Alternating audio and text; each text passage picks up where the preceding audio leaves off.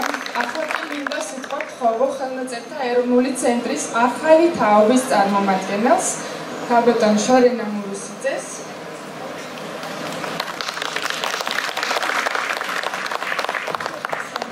დიდი მადლობა მობრძანებისთვის, მხარდაჭერისთვის. ვერასდროს ვერ წარმოვიდგენდი, რომ აქციაზე სიტყვით გამოსვლა მომიწევდა, იმიტომ რომ ეს ჩემს ბუნებას არანაირად არ შეესაბამება. მაგრამ კიდევ ერთხელ დავწუნდი, რომ ცხოვრებაში ყველაფერი ხდება. ხელნაწერთა ეროვნული ცენტრი უნიკალურია აქტაციული კოლექციით. ამაზე ყველამ თანხმდებით, მაგრამ მას უნიკალურობას ძელს აქ მომუშავე თანამშრომლებიც. სამი თაობის თანამშრომლები ვართ ხელნაწერთა ეროვნულ ცენტრში მუშაობთ. რაც მნიშვნელოვანია იმით, რომ არ გაწყვეტილა თაობათა შორის კონტაქტი, მემკვიდრეობითობა. არადა ამის საფრთხე იყო, პირიქით ეს შენარჩუნდა და ჩვენ დღეს ყველა ერთსულოვნები ვართ.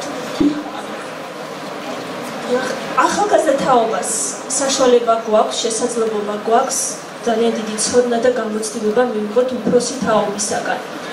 ამის მაგალითებია უკვე განხორციელებული ერთობლივი პროექტები და სამომავლოდ დაგეგმილი ასევე პროექტებიც.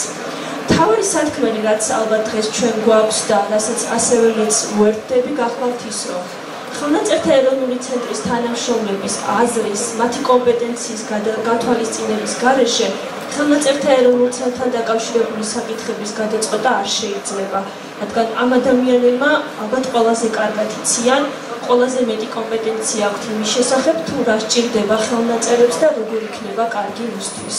დიდი მადლობა, სულ ეს იყო, რაც მინდოდა თქვენთვის.